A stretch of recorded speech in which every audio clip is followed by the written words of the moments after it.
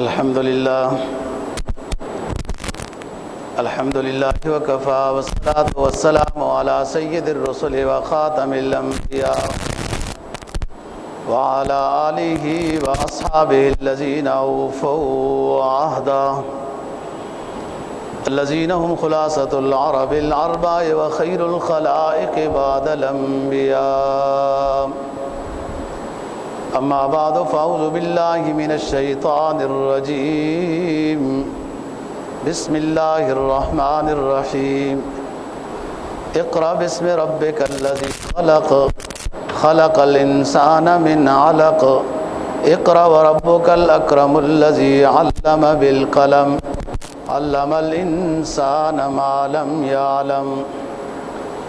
قال النبي صلى الله عليه وسلم من يرد الله به خيرا يفقهه في الدين. صدق الله العظيم وصدق رسوله النبي الأمي الكريم ونحن على ذلك لمن الشاهدين والشاكرين والحمد لله رب العالمين.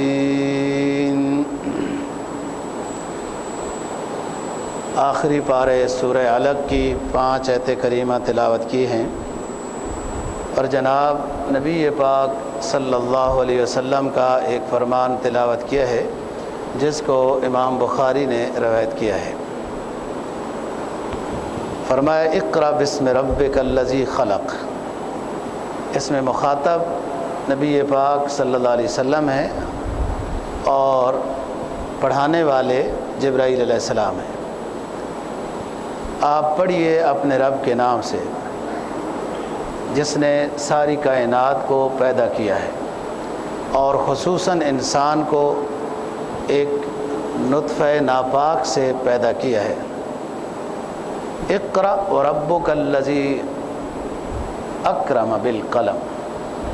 آپ پڑھیے، آپ کا رب بہت کریم ہے اور انسان کو اس نے قلم کے ذریعے سے علم دیا اور وہ کچھ دیا جو انسان نہیں جانتا تھا.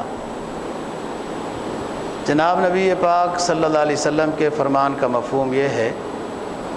حضرت امیر معاویہ رضی اللہ تعالیٰ عنہ راوی ہیں اس حدیث کے. بخاری نے اس کو نقل کیا ہے من یرد اللہ بہ خیرا یفقہہ فی الدین. اللہ تعالیٰ جس کے ساتھ خیر کا فیصلہ کر لیتے ہیں تو اس کو علم دین کی سمجھ دے دیتے ہیں. اس کو دین پڑھنا، دین سمجھنا، اسلام کے احکام پر عمل کرنا اس کو کوئی مشکل نہیں ہوتا. اس کا سینہ کھل جاتا ہے، شرح صدر نصیب ہو جاتا ہے. تو آج ربیع الاول کی پہلی تاریخ ہے. اسی مناسبت سے عالم اسلام میں نبی پاک صلی اللہ علیہ وسلم کے مناقب، فضائل، سیرت و صورت پر بات کی جاتی ہے اور کہنے والے، سننے والے نبی پاک صلی اللہ علیہ وسلم کی سیرت کو اپنے ایمانوں میں اضافہ محسوس کرتے ہیں. نبی کی سیرت سن کر ایک ولولہ اور جذبہ پیدا ہوتا ہے کہ اللہ تعالیٰ ہمیں پورا کا پورا نبی پاک صلی اللہ علیہ وسلم کے احکام، تعلیمات، اسوہ حسنہ پر عمل کرنے کی توفیق بخشے، ہمت دے، جذبہ عطا کرے. یہی مقصد ہوتا ہے سیرت کے موضوع پر بات کرنے کا، اسوہ حسنہ پر بات کرنے کا، تاکہ امتی جو بعض امور میں تو اسلام پر ہے لیکن بعض امور میں جو سست ہے اور غافل ہے تو اس کو اپنے نبی کا مقام معلوم ہو، محبت کامل نصیب ہو اور پھر عمل کرنا آسان ہو جائے. نبی پاک صلی اللہ علیہ وسلم مکی ہیں، قریش اور ہاشمی ہیں. کچھ عرصے سے جب 40 سال کی عمر ہوئی تو آپ کو خلوت نشینی کا دل چاہتا تھا کہ علیحدہ بیٹھوں، اللہ اللہ کروں. اور اس میں تقریباً 15 سال شادی کو بھی ہو چکے ہیں اور اس میں اولاد بھی ہے۔ حضرت خدیجہ رضی اللہ تعالیٰ عنہ آپ کی زوجہ مطہرہ ہیں۔ کچھ تو خوابیں آنے لگ گئی تھی اور ان خوابوں میں جو دکھایا جاتا تھا خارج میں وہی کچھ ہوتا تھا۔ شروع میں یہ بات ہوئی، پھر آپ کا دل خلوت نشینی، گوشہ نشینی کو پسند کرنے لگا، تو آپ کو اندازہ ہوا کہ میرا دادا عبد المطلب جبل نور کی ایک غار میں جا کے اللہ اللہ کرتے تھے، تو وہ جگہ مناسب ہے، میں بھی وہاں جاتا ہوں۔ حضرت خدیجہ رضی اللہ تعالیٰ عنہ سے مشورہ ہوا اور وہ کچھ دنوں کا کھانا جو ستو یا اس طرح کی چیز کہ خراب نہ ہو وہ آپ ساتھ لے جاتے تھے۔ پھر 3-4 دن کے بعد تشریف لے آتے،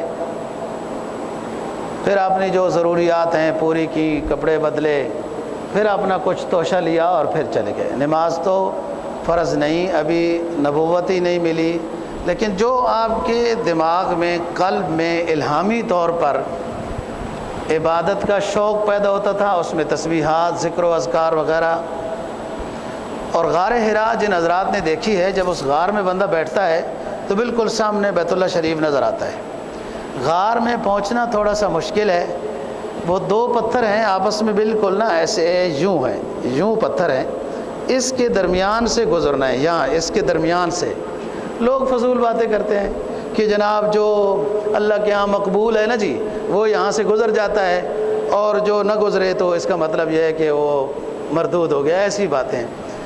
بہرحال بندہ گزر جاتا ہے، اب کوئی بندہ ضعیف ہو، کمزور بیمار ہو، نہ گزر سکے تو اس کے بارے میں یہ فتویٰ لگانا صحیح نہیں ہے۔ بہرحال یہ خلوت نشینی کی جگہ آپ نے جبل نور کے کوہان پر پہنچ کر نیچے تھوڑا سا اترنا ہوتا ہے اور پھر آگے جا کے وہ غار ہے، جیسے اس میں بیٹھتا ہے، بیٹھ کر نفل بھی بندہ پڑھ سکتا ہے، سامنے بیت اللہ شریف نظر آتا ہے۔ اور لوگوں نے بھی لکھا ہوا ہے غار حرا، میں پاکستان میں پنڈی سے آیا، اور یوں، کیونکہ پتھر گواہی دے گا نا تو بھول نہ جائے، وہ نام لکھ لیتے ہیں پھر اس طرح۔ بہرحال فضول قسم کا رش بھی لوگ بنا دیتے ہیں، صبح نماز کے بعد فوراً جانے میں کوئی خاص رش نہیں ہوتا۔ میرے جیسے بندے کا پونا گھنٹہ لگتا ہے، آپ لوگ جلدی پہنچ جائیں گے، اتنی اونچی نہیں ہے۔ پورے مکہ مکرمہ کے پہاڑوں سے یہ ایک مختلف پہاڑ ہے، اس سے ایک سلسلہ شروع ہوتا ہے، اس کو جبل نور کہتے ہیں، روشنی والا پہاڑ، اور یہ سلسلہ یہاں سے شروع ہو کے میدان عرفات سے ہوتا ہوا طواف کی طائف کی طرف چلا جاتا ہے۔ آپ صلی اللہ علیہ وسلم کے دل نے چاہا کہ میں خلوت نشینی اختیار کروں، یہ جگہ آپ نے منتخب کی۔ 2-3 دن کا کھانا ساتھ لے جاتے تھے، پھر کبھی تشریف لے آتے، کبھی حضرت خدیجہ رضی اللہ عنہ خود ہی پیچھے سے کہ اب 3 دن ہو گئے ہیں واپس نہیں آئے، تو کچھ لے کے پہنچ جاتی تھی۔ ایک دن ایسا ہوا کہ جبرائیل علیہ السلام آئے، اور آپ تو نہیں جانتے تھے، پہلی دفعہ کا واقعہ ہے۔ ایسا لگا کہ کوئی آیا ہے۔ اس نے کہا اقرا، آپ پڑھیے۔ آپ نے فرمایا ما انا بقارئ، میں تو پڑھا لکھا نہیں ہوں۔ اقرا کا جو لفظ ہے نا، یہ قلم سے لکھے ہوئے پڑھنے کو کہا جاتا ہے۔ آپ میرے پیچھے پڑھیں یہ اور بات ہے، وہ تعلیم و تعلم میں آتا ہے۔ جب آپ کہتے ہیں نا اقرا، تو یہ لیٹر ہے، یہ خط ہے، یہ آپ پڑھیں، یہ اقرا اس کے لیے عربی میں بولا جاتا ہے۔ یہاں پر ایک بات کہ خلوت نشینی میں اللہ اللہ اخلاص سے ہوتا ہے، ریاکاری سے بندہ بچتا ہے، لیکن اس میں بھی توکل یہی ہے کہ کچھ دانے چنے، کچھ ستو ساتھ لے کے جائے۔ دیکھو، ایک ہے اللہ پاک کے فیصلے اور ایک ہے فطرت۔ فطرت بھی اللہ نے بنائی ہے، فطرت یہ ہے کہ بھوک لگے گی، یہ اس سے نہ کوئی ولی نہ کوئی پیغمبر نہ کچھ کہ وہ اس سے بے نیاز ہے۔ اب آپ خلوت نشینی میں جا رہے ہیں، ساتھ کچھ کھانے پینے کا لے کے جا رہے ہیں، خشک چیز، ستو وغیرہ، دانے اس طرح جو خراب نہ ہو، تو لہٰذا بندہ عبادت کرے، خلوت نشینی کرے، جو کچھ کرے، اور اس میں یہ نہ سمجھے کہ میں تو بالکل متوکل ہوں، کچھ کھانا پینا ساتھ نہیں لے جانا، نہیں، یہ بات ثابت ہے۔ جب جبرائیل نے کہا اقرا، تو آپ نے کہا ما انا بقارئ، میں پڑھا لکھا نہیں ہوں۔ جو آپ کا جواب تھا وہ صحیح تھا، کیونکہ اقرا کا لفظ عربی زبان میں لکھے ہوئے پڑھنے کو، اس کے لیے اقرا کا لفظ استعمال ہوتا ہے۔ جبرائیل علیہ السلام نے آپ کو سینے سے لگا کر دبایا۔ آپ خود بیان فرماتے ہیں کہ میری پسلیاں ٹک ٹک کرنے لگیں، ایسا لگا میری جیسے جان نکلتی ہے۔ پھر انہوں نے چھوڑا اور 2-3 دفعہ ایسا کہنے کے بعد یہ ہوا دبانے کا۔ پھر مجھے کہا اقرأ بسم ربک الذی خلق خلق الانسان من علق اقرأ وربک الاکرم الذی علم بالقلم علم الانسان ما لم یعلم۔ یہ 5 آیتیں ہیں۔ تو میں پڑھنا شروع ہو گیا، یہ آیتیں میں نے پڑھی ہیں، اور اس میں پسینہ بھی آیا، مشقت بھی ہوئی، تکلیف بھی ہوئی۔ یہاں پر اصحاب سیر لکھتے ہیں کہ علم دین کے حصول میں مشقت یہ ضروری ہے، اس میں تھکاوٹ بھی ہوتی ہے، اس لیے تو بہت فضیلت بھی ہے۔ فرمایا من خرج فی طلب العلم فہو فی سبیل اللہ، کہ طالب علمی میں مشقت ہے، ہر دور میں تھی، اب بھی ہے، اور کچھ نہیں تو 4 بجے اٹھنا خود مشقت ہے، وہی سادی سی چائے، سادی روٹی، دال دلیا، یہ سب مشقت ہے۔ ٹائم پر جاگنا ہے، سبق سنانا ہے، ڈر بھی ہوتا ہے۔ سب سے بڑی بات کہ گھر بار سے آپ دور ہیں، وہ سارا کچھ جو گھر والدہ یا گھر والے کرتے ہیں، کپڑے دھونے، برتن دھونا، صفائیاں کرنا، وہ خود کرنا پڑتا ہے۔ بے شک اس دور میں علم حاصل کرنا پہلے دور کے مقابلے میں آسان ہے، لیکن پھر بھی مجاہدہ ہے، مشقت ہے۔ فرمایا من خرج فی طلب العلم فہو فی سبیل اللہ، جو نکلا دین حاصل کرنے کے لیے، وہ ایسے ہی ہے جیسے اللہ کے راستے میں ہے، اس کا چلنا، اس کا جانا، اس کا بیٹھنا، اس کا پڑھنا، سب ثواب ہے۔ اور ایک حدیث میں فرمایا من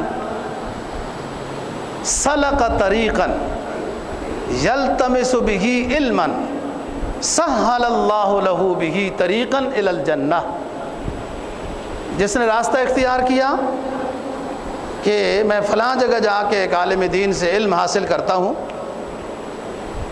تو اللہ تعالیٰ اس کے لیے جنت کا راستہ آسان کر دیتا ہے۔ تو بھئی علم پڑھے گا، وہ اپنی کشش دکھائے گا، علم کے مطابق عمل ہوگا تو ہی جنت۔ علم صرف علم تو کافی نہیں ہے، علم جب عمل میں آئے تو علم نافع ہوتا ہے، اور وہ راستہ جنت کا آسان کر دیتا ہے۔ بہت فضیلت ہے علم حاصل کرنے کی، لیکن جس چیز کی فضیلت زیادہ ہوتی ہے اس پر مجاہدہ بھی زیادہ ہوتا ہے۔ تو اس دبوچنے کے بارے میں محدثین لکھتے ہیں کہ علم دین کے حاصل کرنے میں مشقت ہوتی ہے، اور یہی تو وجہ ہے دنیاوی لحاظ سے کسی چیز پر غبطہ اور رشک جائز نہیں ہے، مگر 2 چیزوں پر۔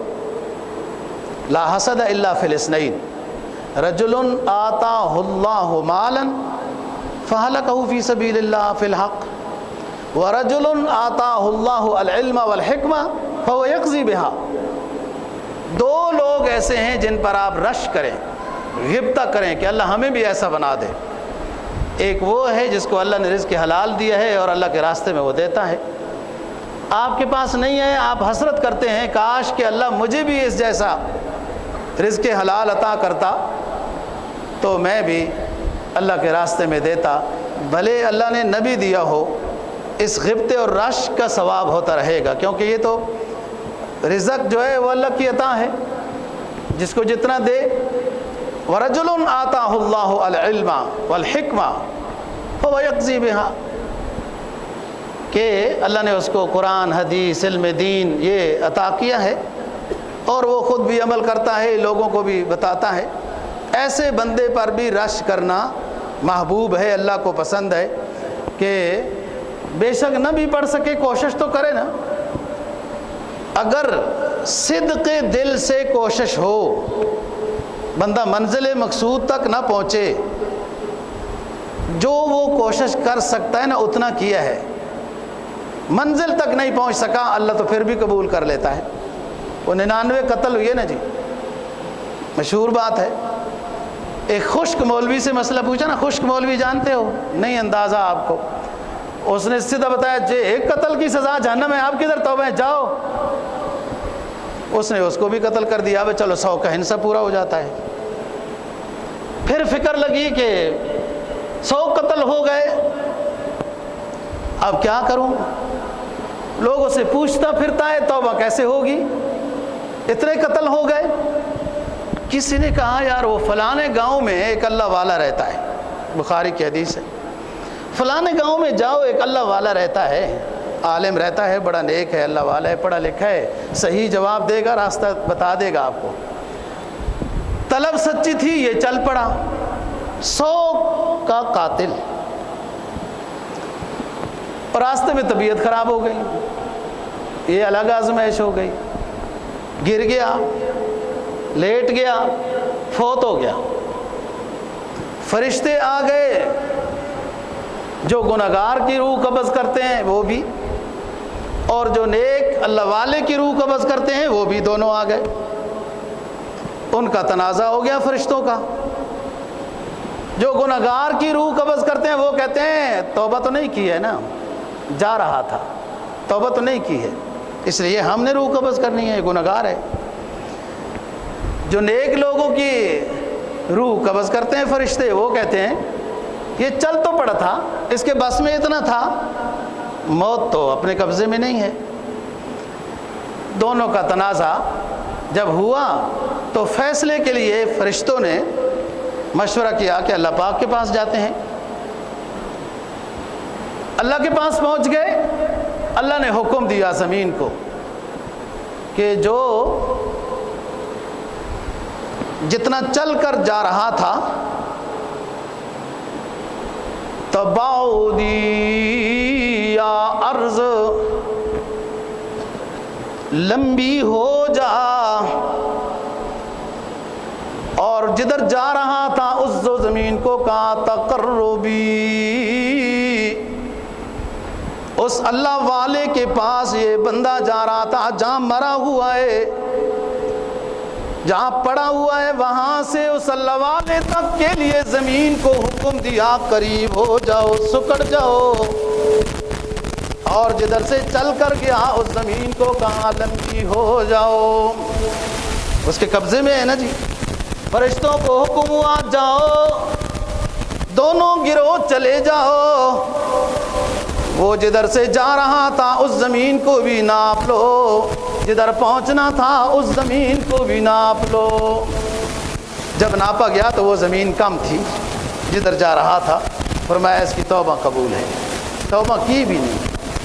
طلب سچی ہو اور چل پڑا ہو علم دین حاصل کرنے کے لیے، توبہ کے لیے، کسی اللہ والے کو ملنے کے لیے، اللہ والوں کے ملنا پہنچا نہیں، نیت کر دی ہے، اللہ نے توبہ قبول کر رہی ہے، یہ سمجھنے کی بات ہے۔ پہنچنا، بیٹھنا، سبق لینا، عمل کرنا، وہ تو اور اونچے احساس کی بات ہے نا۔ یہاں تو نیک بندے کی ملاقات کے لیے چلا تو قبول ہو گیا، اور 100 کا قاتل تھا کہ اس کی توبہ قبول ہو۔ دنیا میں ہر توبہ قبول ہوتی ہے، صدق کے دل سے ہو، دکھلاوا نہ ہو، ڈرامہ نہ ہو، لوگوں کو نہ بتانا ہو، تو فوراً دل میں جیسے توبہ ہو گئی، توبۃ نصوحا، اللہ قبول کرتا ہے۔ تو فرمایا کہ جو شخص چل پڑا علم دین حاصل کرنے کے لیے، ابھی پہنچے گا وغیرہ، یہ سہل اللہ بہ طریقا الی الجنہ، اللہ اس کے لیے جنت کا راستہ آسان کر دیتا ہے۔ لیکن علم دین میں مشقت ہے، مجاہدہ ہے، اور سب سے بڑی مشقت دنیاوی لحاظ سے سب سے بڑی مشقت یہ ہے کہ سب سے تنخواہ کم ہوگی، یہ پہلے سوچنا پڑے گا۔ جی آپ ایم اے اسلامیات پڑھیں، اس کی تنخواہ، اور ایک دنیاوی لحاظ سے کوئی علم حاصل کریں، اس کی تنخواہ، دونوں میں بہت فرق ہے۔ یہ سب سے پہلا مجاہدہ ہے۔ جو لوگ اپنے بچوں کو علم دین پڑھاتے ہیں وہ اس نیت سے اپنے گھر سے نکالتے ہیں کہ بچوں آپ کو دین کے لیے وقف کر دیا ہے۔ جو چیز یاد رکھو وقف کی جاتی ہے نا، اس سے آمدن کی توقع نہیں ہوتی، وہ آخرت کی آمدن ہوتی ہے۔ دیکھو نا، کسی نے اپنی دکان وقف کر دی ہے، صدقہ جاریہ ہے، بھائی کسی ادارے کو، ہسپتال کو اس کی آمدن جاتی رہے، کسی مدرسے مسجد کو جاتی رہے، وہ خود اس سے حاصل نہیں کرتا۔ تو وہ بچے وقف ہوتے ہیں علم دین کے لیے۔ پڑھنا پڑھانا بھی مجاہدہ ہے، مشقت ہے، بہت مشکل ہے، ہر لحاظ سے مشکل ہے۔ امام ابو یوسف رحمہ اللہ تعالیٰ کا مقول ہے، فرمایا العلم عز لا ذل فیہ یحصل بذل لا عز فیہ۔ علم دین سراپا عزت ہی عزت ہے، لیکن جب حاصل ہوتا ہے تو ذلت ہی ذلت ہے۔ کبھی استاد کی ڈانٹ، کبھی سویرے اٹھنا، کبھی حکومتوں کی یلغاریں، کبھی ان کی تحقیقیں، کبھی ایجنسیوں کا ریل پیل، یہ سب مراحل ہیں، اس میں گزرتے ہیں، ہر دور میں مشکل رہا۔ اور آگے کیا فرماتے ہیں؟ العلم لا یؤتیک بعضہ الا آتیتک کلہ۔ امام ابو یوسف رحمہ اللہ، علم دین آپ کو نہیں حاصل ہوگا مگر تمام کا تمام اپنے آپ کو علم کے لیے وقف کر دو، اپنا سارا کچھ علم کے لیے لگا دو، تو پھر علم تمہیں کچھ مل جائے گا۔ وَإِنْ آتَيْتَ بَعْضًا لَمْ يُؤْتِكَ شَيْئًا، اگر تھوڑا تھوڑا تو اپنے آپ کو علم حاصل کرنے کے لیے لگاتا ہے، علم کچھ بھی نہیں عطا ہوگا، سب کچھ، مال بھی، جان بھی، وقت بھی، سب کچھ، پھر علم اپنی تھوڑی سی جھلک دکھا دے گا، اور جب وہ دکھا دیتا ہے پھر دنیا کی تمام چیزیں اس کے مقابلے میں کچھ بھی نظر نہیں آتی، کیونکہ حقیقت اس کو سمجھ میں آ جاتی ہے۔ نبی پاک صلی اللہ علیہ وسلم کا فرمان ہے، ان اللہ وملائکتہ واہل السماوات واہل الارض حتی النملۃ فی جحرہا حتی الحوت فی البحر یصلون علی معلم الناس الخیر۔ فرمایا فضل العالم علی العابد کفضلی علی ادناکم۔ سنو اے میرے صحابہ، عالم دین کی فضیلت عبادت گزار پر اس طرح کی ہے جیسے میری فضیلت تم میں سے ایک ادنا سے ادنا صحابی پر ہے جو پڑھا لکھا نہ ہو۔ ان اللہ وملائکتہ واہل السماوات واہل الارض حتی النملۃ فی جحرہا وحتی الحوت فی البحر یصلون علی معلم الناس الخیر۔ اللہ بھی، اس کی نورانی مخلوق بھی، زمین و آسمان والی مخلوق بھی، چمٹیاں اپنے بلوں میں، مچھلیاں پانی میں، اس عالم کے لیے ہر وقت دعائے رحمت کرتی رہتی ہیں جو لوگوں کو خیر کی باتیں بتاتا رہتا ہے۔ یہ فضیلت ہے۔ بات ایک ہو رہی، جو لوگوں کو بات اتنی مخلوق عالم دین کے لیے دعائیں کر رہی ہے، بشرطے کہ وہ صحیح ہو۔ اللہ کا جو علم ہے وہ صحیح معنی میں لوگوں تک پہنچاتا ہو، نہ حکومت کا ڈر ہو، نہ کمیٹی کا ڈر ہو، نہ لوگوں کا خطرہ ہو کہ یہ ناراض ہو جائیں گے، یہ ہو جائیں گے۔ تو پھر جب لوگوں کا ڈر، کہیں لالچ ہو جی، تو پھر علم دین کی خدمت تو نہیں ہے، وہ تو خواہش کی خدمت ہو رہی ہے۔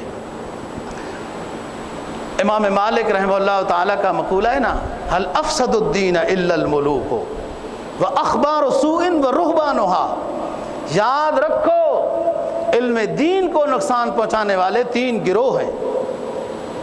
ایک بادشاہ جب اس کو صراط مستقیم عطا نہ ہو، اور ایک علماء سوء جو دنیا طلبی میں فتوے غلط اور جیسے کوئی کہے اسی طرح کرتے جا رہے ہیں، اور ایک بناوٹی پیر بس ہے جیسے کہ بے پردہ آ رہے ہیں، پردہ آ رہے ہیں، جو کچھ آ رہا ہے پیر صاحب کو یہ پتہ نہیں ہے اسلام کے حکم کیا ہے، کو اپنے مریدوں کو کچھ سمجھانا بھی ہے، مریدنیوں کو بھی کچھ سمجھانا بھی ہے کہ پیغمبر تو پردے میں بات کرے، اور یہاں پر تو مصافحہ کیا، آپ نے کئی وہ دیکھے ہوں گے کہ پیر صاحب غیر محرموں کو گلے بھی لگا رہے ہوتے ہیں۔ هل افسد الدین الا الملوک واخبار سوء ورهبانها، علم دین کو تین طرح کے لوگ نقصان پہنچاتے ہیں، برے حکمران، علماء سوء اور دنیا پرست پیر۔ یہ کلمہ حق طریقے سے بول رہے ہیں۔ بہت بڑی فضیلت آپ نے عالم دین کی سنی کہ وہ تو اپنا پڑھنا پڑھانا کر رہا ہے، مچھلیاں جو ان گنت ہیں، فرشتے ان گنت ہیں، چمٹیاں کہاں کہاں ہیں، صرف اسلام آباد کی چمٹیاں ہی نہیں گن سکتا بندہ، ساری عالم دین طالب علم کے لیے دعائیں کر رہی ہیں۔ لیکن اگر عالم دین بیچ رہا ہے، حق نہیں بیان کر رہا، فرمایا کہ کسی سے مسئلہ پوچھا گیا اور اس نے مسئلہ چھپایا، یہ ناراض ہو جائیں گے۔ مسئلہ چھپایا، فرمایا الجما بلجام من النار، اس عالم دین کو جس سے مسئلہ پوچھا گیا اور اس نے غلط بتایا کہ فائدہ فلانا ضائع ہو جائے گا، تو میدان حشر میں آگ کی لگام اس کو پہنائی جائے گی، بتایا جائے گا وہ عالم دین ہے جو حق بیان نہیں کرتا تھا۔ تو نبی پاک صلی اللہ علیہ وسلم غار حرا میں ہیں اور کئی دنوں سے جا رہے ہیں، اس سے پہلے خوابیں بھی آ رہی تھیں جو خارج میں بالکل وہی حقیقت ہوتی تھی، لیکن آپ کو علم نہیں تھا کہ کیا ہونے والا ہے۔ جب جبرائیل آئے اور انہوں نے عرض کیا اقرأ بسم ربک الذی خلق، پہلے تو اقرأ کہا تو آپ نے کہا ما انا بقارئ، جب دبوچا میں اس بات پر کہا کہ علم دین میں مشقت ہے، تکلیف ہوتی ہے، کوئی کام دنیاوی بھی حاصل کرنا چاہیں تو اس کے لیے بھی دنیاوی علم ضروری ہے، رزق حلال کے لیے دنیاوی علوم عصرہ بھی ضروری ہیں، علوم عصریہ، اگر وہ نہیں ہوں گے تو کیسے؟ ایک شخص فرماتا ہے وَإِذَا أَرَدْتَ بِالدُّنْيَا فَعَلَيْكَ بِالْعِلْمِ الدُّنْيَا وَإِذَا أَرَدْتَ الْآخِرَةَ فَعَلَيْكَ بِالْعِلْمِ الْآخِرَةِ، اگر آپ دنیا بھی پرسکون چاہتے ہیں تو دنیاوی علوم حاصل کرنا چاہیے، وہ حرم علوم عصریہ وہ حاصل کرنے چاہیے تاکہ عزت کے ساتھ ہو، اور اگر دنیا آخرت دونوں چاہتے ہیں تو پھر علم دین حاصل کرنا چاہیے۔ دنیا میں ملتی ہے جتنی ضرورت ہو مل جاتی ہے، تو لیکن اس کے لیے پہلے یہ ضروری ہے کہ اس ڈگری کی ویلیو، حافظ قرآن ہو، عالم دین ہو، مفتی ہو، مفسر قرآن ہو، شیخ الحدیث ہو، اس ڈگری کی ویلیو عند اللہ و عند الرسول ہے، دنیا میں کوئی نہیں ہے۔ یہ پہلے اپنے بچے کو سمجھانا ہے کہ بچے آپ وقف ہو، عالم بن گئے تو اتنوں کی سفارش کرو گے، حافظ بن گئے تو 10 کی سفارش، ہم آپ کو اس لیے حافظ قرآن بنا رہے ہیں کہ آخرت میں تم بھی جنت میں جائے گا تو ہم بھی گناہ گار ہیں، ہمیں بھی ساتھ جنت میں لے جائے گا، یہ آخرت کا سودا ہے، اس ڈگری کی ویلیو آخرت میں ہے، دنیا میں بھی اللہ ضائع نہیں کرتا۔ حضرات صحابہ رضی اللہ تعالیٰ عنہم کو جب قیصر و کسریٰ کے علاقے فتح ہوئے نا جی، تو روتے تھے کہ اللہ نے یہ سارے کہیں ہمیں عبادت کا بدل دنیا میں تو نہیں دے دیا۔ اللہ پاک اپنے نیک بندوں کو دنیا میں بھی ضائع نہیں کرتا، وہ سکون کی زندگی عطا کرتا ہے، آزمائش مجاہدہ تو ہوتا ہے، تو دونوں چیزوں میں کامیابی، دنیاوی لحاظ سے ہو تو دنیاوی علم ہے، اور یہ بھی اللہ کی عطا ہے کہ حضرت ادریس علیہ السلام کو درزی کا علم، آدم علیہ السلام نے سب سے پہلے گول پہیہ ایجاد کیا اور پھر اس پر وہ ریڑھی بنائی وغیرہ، اس طرح اور پیغمبر علیہ السلام تمام دنیا میں جو علوم جیسے زرع حضرت داؤد علیہ السلام بناتے ہیں وغیرہ، تو یہ دنیا گزارنے کے لیے جو علم و ہنر چاہیے وہ بھی اللہ کی طرف سے ہی آیا ہے اور پیغمبروں نے لوگوں کو سکھایا ہے۔ جو ایمان و عقیدے والا علم ہے جو قرآن یا دوسری پہلی کتابوں کے ذریعے سے آیا وہ بھی اللہ کی طرف سے، یہ علم تشریع ہے، علم شریعت ہے۔ میں سورہ جمعہ کی آیت کئی دفعہ آپ کو بتائی ہے کہ نبی پاک صلی اللہ علیہ وسلم کو اللہ پاک نے مکہ میں جب بھیجا تو فرمایا هو الذی بعث فی الامیین رسولا منہم، ہم نے اپنا آخری حبیب صلی اللہ علیہ وسلم مکہ کے امیوں میں بھیجا، ان پڑھوں میں بھیجا۔ وہ تو مکان بنانا جانتے تھے، تو سودی لین دین جانتے تھے، کاروبار کرنا جانتے تھے، کپڑا بنانا جانتے تھے، خریدنا جانتے تھے، بیچنا جانتے تھے، وہ تو یہ سارا کچھ جانتے تھے۔ سودی لین دین بھی اسی طرح 10%، 15% نفع نقصان میں اشتراک ہو، مارکا فلاں نام بدلنے سے تو سود نہیں بدلتا، یہ سب کچھ وہ کرتے تھے۔ اور ایک سال میں سود واپس نہ کیا تو اتنا بڑھ جائے گا، 2 سال میں نہ واپس کیا اتنا بڑھ جائے گا، اتنے سال میں نہ واپس کیا تو تو خود غلام ہو جائے گا، یہ ان کا تھا۔ سودی لین دین جانتے ہیں، کاروبار جانتے ہیں، مکان بنانا جانتے ہیں، سفر کرنا جانتے ہیں، کھیتی باڑی جانتے ہیں، باغبانی جانتے ہیں، یہ سارے کام جانتے تھے۔ اس کے باوجود قرآن نے ان کو امی کہا، ان پڑھ ہے، کہ دنیاوی علوم، علوم عصریہ جن کے ذریعے سے آپ دنیا کا گزران چلانا چاہتے ہیں، اس کے لیے علم دین کا لفظ استعمال نہیں ہوا۔ ان کو امی کہا، سب کچھ وہ جاننے کے باوجود بھائی وہ دنیاوی رہن سہن کی جو ضروریات تھی وہ مکہ والے جانتے تھے، لیکن قرآن نے ان کو کہا کہ ہم نے پیغمبر آخری بھیجا ان پڑھوں میں۔ ارے یار وہ تو PWD والا محکمہ بھی جانتے تھے، وہ تو سارے مارکیٹنگ جانتے تھے، اور ان کو آپ پڑھ۔ آج دنیا نے زاویہ کیا بدلا کہ جو قرآن حدیث جانتا ہو، پیغمبر کا علم جانتا ہو تو وہ ان پڑھ ہوتا ہے، جو بلڈنگ بنانا جانتا ہو، روڈ بنانا جانتا ہو، وہ پڑھا لکھا ہوتا ہے۔ قرآن کا اصول تو یہ ہے، فرمایا والذی بعث فی الامیین رسولا منہم یتلو علیہم آیاتہ ویزکیہم وَإِن كَانُوا مِن قَبْلُ لَفِي ضَلَالٍ مُبِينٍ۔ ہم نے اپنا آخری حبیب بھیجا صلی اللہ علیہ وسلم امیوں میں، ان پڑھوں میں۔ وہ گھر بنانا جانتے تھے، کاروبار جانتے تھے، سودی لین دین جانتے تھے، سفر شام میں کر کے مال تجارت خرید کر واپس لا کر مکہ کے بازاروں میں، وہاں کے عرس میلہ میں بیچنا جانتے تھے، لیکن نہیں جانتے تھے اللہ وحدہ لا شریک کو، نہیں جانتے تھے آخرت کو، نہیں جانتے تھے رزق حلال کمانے کو، نہیں جانتے تھے اللہ کے نام کی ہی عبادت کرنے کو۔ اس لیے قرآن نے انہیں ان پڑھ کہا۔ جب نبی کی غلامی میں آئے، شاگردی میں آئے، آپ کے سبق لینے لگ گئے، فاروق اعظم بن گئے، عثمان غنی بن گئے، ابو بکر صدیق بن گئے کہ وہ اب امی نہیں رہے، عالم کے ہادی بن گئے۔ تو بات یہ ہے دوستو، علوم عصریہ حاصل کریں گے، دنیا اچھی گزرے گی، یہ بھی ضرورت ہے، اور اگر نیت اچھی ہو تو عبادت بھی ہے، شریعت بدامہ کی روحانیت ہے۔ اسلام تو اتنا آسان اور پیارا مذہب ہے کہ آپ خالص دنیاوی کام کے لیے جا رہے ہیں۔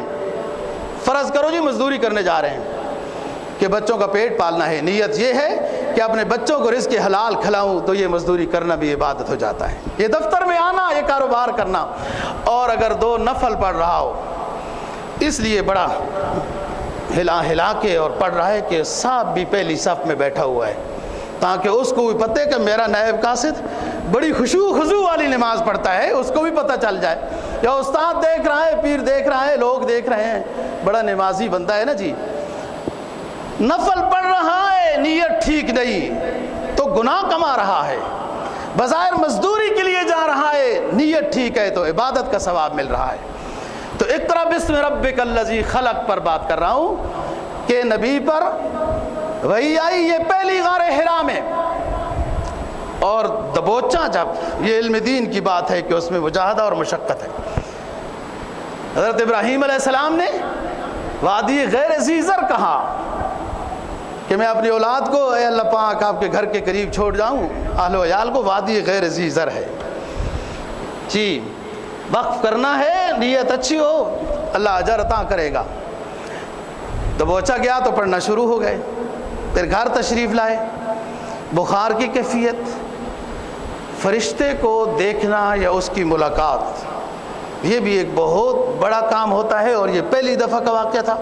اور جب آپ واپس آ رہے تھے تو راستے میں ایک اور جگہ پھر جبرائیل علیہ السلام نے اپنا اصل منظر دکھا دیا، تو آپ کی طبیعت میں خوف سا آیا، حدت شروع ہو گئی جیسے بخار ہوتا ہے۔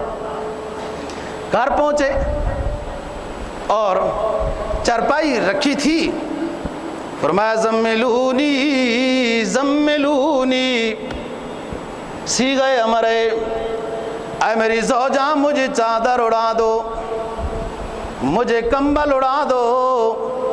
آج کے بعد بیوی کی محبت میں مدہوش ہونے والے کہتے ہیں کہ بیوی کو آرڈر نہیں کرنا چاہیے، اور ادھر سرکار دو جہاں صلی اللہ علیہ وسلم صیغہ امر کے ذریعے سے اپنی زوجہ مطہرہ کو فرما رہے ہیں زملونی، اے میری بیگم مجھے چادر اڑا دو، میری طبیعت خراب ہو رہی ہے، حدت محسوس ہو رہی ہے، جسم میں بخار کی کیفیت ہے۔ حضرت خدیجہ رضی اللہ تعالی عنہ کمبل ہی لے کر آتی ہیں، جس کو قرآن نے، جس ادا کو اللہ نے اتنا پسند کیا کہ نبی پاک صلی اللہ علیہ وسلم کا اللہ پاک نے یہ انعام رکھ دیا، فرمایا یا ایھا المزمل، اے چادر اوڑھنے والے میرے آخری حبیب، قم اللیل الا قلیلا، رات کو اٹھ جایا کریں، تہجد میں مناجات میں ہمیں نظر آیا کریں۔ عنوان بدلا یا ایھا المدثر، اے چادر اوڑھنے والے میرے پیغمبر باوضو ہو کر اللہ کے سامنے قیام میں ہو جایا کریں۔ زملونی، سرکار دو جہاں صلی اللہ علیہ وسلم نے فرمایا اپنی بیگم کو صیغہ امر کے ذریعے سے زملونی، بیگم چادر اڑا رہی ہے، سرہانے کی طرف بیٹھ جاتی ہے، نیچے سرکار دو جہاں صلی اللہ علیہ وسلم کا سر مبارک سرانے پر ہے، اور آپ اپنی زلفوں میں حضرت خدیجہ رضی اللہ عنہا رسول پاک صلی اللہ علیہ وسلم کی زلفوں میں اپنی انگلیاں پھیرتی ہیں، رسول پاک صلی اللہ علیہ وسلم کو دلاسا دلاتی ہیں، کلا واللہ لا یخزیک اللہ ابدا، آپ پریشان نہ ہو، اللہ کی عظمت کی قسم آپ جیسے بندے کو اللہ کبھی رسوا نہیں کرے گا، کیونکہ آپ کی خوبیاں یہ ہیں، انک لتصل الرحم وتحمل الکل وتکسب المعدوم وتقرئ الضعیف وتعین علی نوائب الحق۔ حضرت خدیجہ رضی اللہ تعالی عنہ رسول پاک صلی اللہ علیہ وسلم کی سر مبارک میں اپنی انگلیاں پھیرتی ہوئی یہ جملے ارشاد فرماتی ہیں، جس کو امام بخاری نے بخاری میں نقل کیا۔ وہ 4 باتیں ہیں، 5 خوبیاں ہیں جو نبی پاک صلی اللہ علیہ وسلم کی حضرت خدیجہ رضی اللہ تعالیٰ عنہ نے بیان کی۔ فرمایا کلا، آپ پریشان نہ ہو، ہرگز اللہ آپ کو ضائع نہیں کرے گا، میں اس اللہ پاک کے عظمت کی قسم کھاتی ہوں، اس طرح کے بندے کبھی دنیا میں ناکام نہیں ہوئے۔ کیوں؟ انک لتصل الرحم، آپ صلہ رحمی کرنے والے ہیں، قطع تعلقی کرنے والوں کے ساتھ جوڑنے والے ہیں، وَتَكْسِبُ الْمَعْدُومِ، بے سہارا کا سہارا بننے والے ہیں، تکسب المعدوم تقرئ الضعیف، آپ مہمان نواز ہیں، صلہ رحمی کرنے والے ہیں، انک لتصل الرحم وتحمل الکل، جن کے بوجھ زیادہ ہوں ان کے آپ بوجھ اٹھانے والے ہیں، بے سہارا کا آپ سہارا بننے والے ہیں، مہمان نواز ہیں۔ وَتُعِينُ عَلَى نَوَائِبِ الْحَقِّ، اور حق پرستوں کا، آل حق کا آپ ساتھ دینے والے ہیں۔ اس طرح کی خوبیوں والا شخص ہمیشہ کامیاب ہوا، اللہ آپ کو ناکام نہیں کرے گا۔ آپ نے پورا قصہ جب بیان کیا تو انہوں نے آگے سے یہ باتیں کہیں اور کہا مجھے تو اندازہ یہ ہوتا ہے کہ جیسے جبرائیل آئے آپ کو دبوچا اور یہ کلمے آپ کو سکھائے، مجھے تو لگتا ہے کہ اللہ آپ کو اپنا رسول اور پیغمبر بنانے والا ہے، اور سب سے پہلے میں آپ کے پیغمبر ہونے پر ایمان لاتی ہوں۔ سب سے پہلے آپ کی نبوت پر ایمان لانے والی، اگر آپ جیسے اندازہ ہے کہ آپ پیغمبر بننے والے ہیں، میرا ایمان۔ بیگم کا اپنے شوہر کو نیک مان لینا یہ معمولی بات نہیں ہے، یہ بھی نبی پاک صلی اللہ علیہ وسلم کی بھی خاصیت ہے۔ دوسری خاصیت اور ہے جو انشاءاللہ اگلے جمعے کو بیان کریں گے کہ دنیا کے سامنے اپنے کو پیش کیا کہ ہے کوئی عیب تو بتاؤ، پھر کون پیش کر سکتا ہے؟ کون پیش کر سکتا ہے؟ بندہ جتنا بھی نیک ہو، لوگ دنیا بڑی نیک سمجھتی رہتی ہے۔ بیگم کا پتہ نہیں کون سا تھرمامیٹر ہوتا ہے، وہ کس طرح جانچنا چاہتی ہے شوہر کو، وہ نہیں نیک، وہ شروع ہو جاتی ہے بس اللہ ماشاءاللہ۔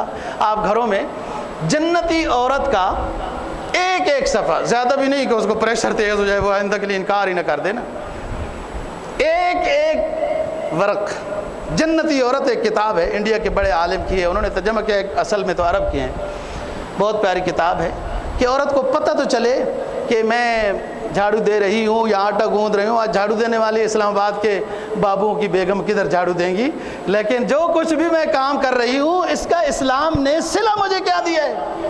ایک مرتبہ بسم اللہ کہہ کر جو عورت اپنے بچے کو اٹھا کے سینے سے لگاتی ہے 70 نفل کا ثواب ملتا ہے۔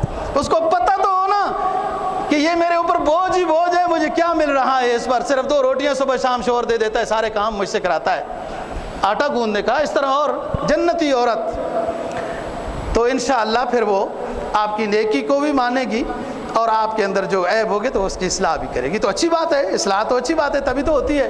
بھائی شیشہ بندہ دیکھتا ہے نا جی، وہ عیب دکھاتا ہے تو بندہ شیشے کو توڑتا ہے نہیں، وہ تو شیشہ اچھا ہوتا ہے، یوں دیکھا ہے عیب ادھر کوئی سفید چیز داڑھی پر لگی ہوئی ہے، یوں صاف کر لیتا ہے، بندہ شیشے کو سنبھال کے رکھتا ہے۔ حدیث میں آتا ہے نا المؤمن مرآۃ المؤمن، مومن مومن کا آئینہ ہے، جیسے آئینہ عیب دکھاتا ہے اس کو کوئی توڑتا نہیں ہے، ایک مومن دوسرے مومن کا عیب بتائے دکھائے۔ حضرت علی حضرت عمر رضی اللہ عنہما کا مقولہ ہے نا من یطلع عیوبی فهو خلیلی، جو میرے عیب سے مجھے باخبر کر دے وہ میرا گہرا دوست ہوتا ہے۔